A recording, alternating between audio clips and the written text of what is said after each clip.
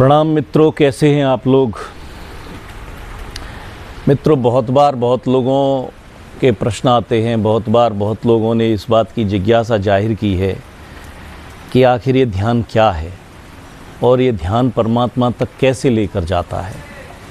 पूजा पाठ की विधि तो हम सब जानते हैं कि कोई नाम जप करिए या कोई पाठ करिए, माला फेरिए, इन सब बातों के विषय में तो हम सब लोग जानते हैं। लेकिन ये ध्यान क्या है और ध्यान कैसे किया जाता है और आखिर ये परमात्मा तक कैसे लेकर जाता है।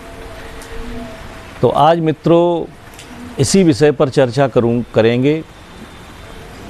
आज ध्यान की एक विशेष विधि जिसे साक्षी भाव कहा जाता है, आज उस पर चर्चा करेंगे। तो ज़्यादातर मित्रों ये होता है कि आपका चित्त और आपका शरीर हमेशा दो भागों में बटा हुआ रहता है। आप जब सड़क पर चल रहे हैं, भोजन कर रहे हैं, किसी से बात कर रहे हैं, तो आप ये देखेंगे कि सड़क पर चलते समय आपको सब कुछ दिखाई दे रहा है। दुकानें दिखाई दे रही हैं, गाड़ियाँ आती जाती दिखाई दे रही हैं, निकलते हुए लोग दिखाई दे रहे हैं, कोलाहल सुनाई दे रहा है। लेकिन हमेशा एक चीज़ मिसिंग रहती है, वो मिसिंग चीज़ आप खुद हैं।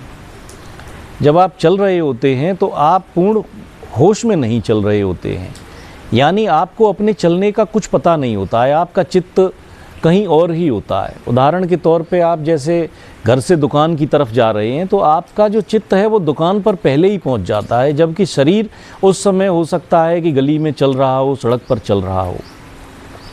ऐसे ही आप जब भोजन कर रहे होते हैं तो आपका चित्त कहीं और होता है और भोजन आपका शरीर कर रहा होता है। तो साक्षी होने का अर्थ है कि हम अपने शरीर के प्रति जब जागे हुए रहते हैं, शरीर क्या क्रियाएं कर रहा है उन पर जब हमारी दृष्टि होती है तो उस दशा को साक्षी भाव कहा जाता है।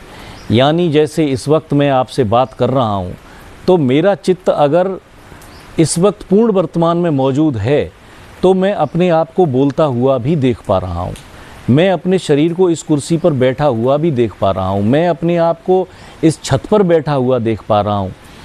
यानी मेरा चित्त और मेरा शरीर अगर दोनों एक ही स्थान पर एक ही समय में मौजूद हैं तो इस स्थिति को साक्षी भाव कहा जाता है।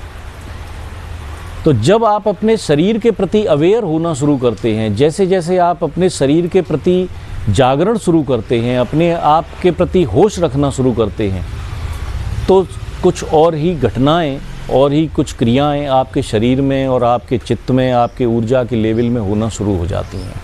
यानी जैसे ही आपका चित्त वर्तमान में ठहरना शुरू करता है, वैसे ही धीरे धीरे करके आपके चित्त के भीतर शांति आना शुरू हो जाती है। और उसके बाद जो दूसरा स्टेप साक्षी भाव का है वो है अपने मन के प्रति जागना। यानी 24 घंटे में बहुत बार आपके चित्त में ना जाने कितने विचार चल जाते हैं। कई बार ऐसा होता है एक ही विचार एक दिन में 50-50 हज़ार बार आपके मन में रिपीट हो जाता है। यानी लगातार आप एक ही विचार में डूबे हुए हैं कई कई दिन तक। ओवर थिंकिंग वाले लोग तो इस समस्या से इतने पीड़ित हो जाते हैं कि बीमार होने तक की स्थिति आ जाती है। लेकिन कुल मिलाकर 99.99% लोगों की पोजीशन ये है कि उन्हें अपने मन में उठने वाले विचारों का, अपने मन में उठने वाले भावों का कुछ भी पता नहीं होता है। जो विचार उनके भीतर चल रहा है वो लगातार बहता चला जा रहा है, उनका चित्त उन विचारों के पीछे दौड़ रहा है और उसकी वजह से बहुत बार बहुत लोग बहुत डिप्रेशन में, परेशानी में चले जाते हैं। तो साक्षी भाव का जो दूसरा स्टेप है वो है अपने विचारों के प्रति जागना कि मेरे मन में इस वक्त कौन से विचार चल रहे हैं। उन विचारों का साक्षी होना, उन विचारों को देखना। तो जब आप साक्षी भाव की यात्रा पर चलेंगे तो पहली चीज़ ये होगी कि जब आप शरीर को देखना शुरू करेंगे तो धीरे धीरे आप शरीर से अलग होना शुरू हो जाएंगे और आप स्पष्ट रूप से ये देख पाएंगे कि आपका शरीर आप नहीं हैं, आप अपने शरीर से अलग हैं। और जब आप अपने मन में उठने वाले विचारों को देखना शुरू करेंगे तो धीरे धीरे आपको ये महसूस होगा, ये दिखाई देगा, ये अनुभव में आएगा कि उन विचारों को देखने वाले आप हैं, ना कि वो विचार आप हैं।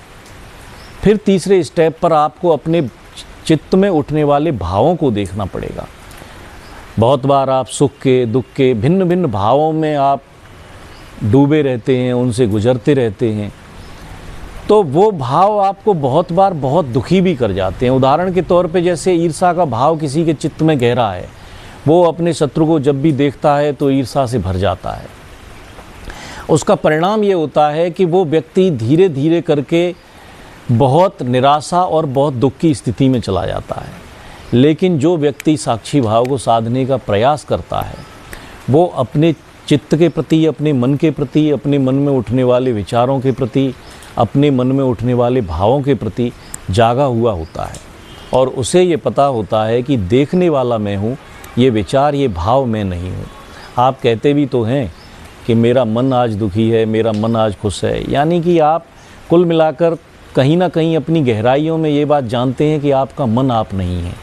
बहुत बार आप कहते हैं कि मेरा शरीर आज दर्द कर रहा है, मेरे शरीर में ये पीड़ा है, तो उसमें भी ये पता चलता है कि जो आप मेरा शरीर कह रहे हैं उसका मतलब ये है कि आप वो नहीं हैं। यानी मैं और मेरा कभी एक नहीं हो सकते, मैं और मेरा हमेशा दो होते हैं। तो साक्षी भाव आपको धीरे धीरे करके आपके शरीर से अलग कर देगा, धीरे धीरे आपके मन से आपको अलग कर देगा और अंत में आपको आप जो हैं उससे आपकी मुलाकात करवाएगा। तो साक्षी भाव अपने आप में बहुत गहरा प्रयोग है और आप लोग ज़रूर प्रयास करिए। 24 घंटे में जब भी आपको समय मिले तो आप बैठ जाइए और बैठकर अपने चित्त को अपने शरीर के पास ले आइए। यात्रा कुछ लंबी हो सकती है, लेकिन साल 2 साल के अभ्यास से ही धीरे धीरे आपको ये दिखना शुरू हो जाएगा कि आप अपने शरीर से अलग हैं, आप अपने मन से अलग हैं, आप अपने चित्त से अलग हैं। आप वो हैं जो इन सब को देख रहा है, यानी आप दृष्टा हैं, आप स्वयं साक्षी हैं। तो अगर आपको कभी समय मिलता है तो ये क्रिया आप करके देखिए कि आप बिस्तर पर लेट जाएं और अपने पूरे होश को अपने शरीर पर लाके रोक दें। आप अपने, बहुत बार आपका चित्त भटकेगा, इधर उधर देखेगा, इधर उधर जाएगा, लेकिन धीरे धीरे अभ्यास से ये चीज़ आपको प्राप्त हो जाएगी कि आप अपने चित्त को अपने शरीर के पास रोक पाएंगे। तब कुछ अद्भुत घटनाएं आपको ज़रूर इस संसार में दिखाई देंगी और जागरण की तरफ आपका पहला कदम उठ जाएगा। एक ना एक दिन आप ज़रूर परमात्मा तक और आनंद तक इस रास्ते पर चलते हुए पहुंच ही जाएंगे, इस बात की गारंटी मैं लेता हूं। बहुत बहुत धन्यवाद।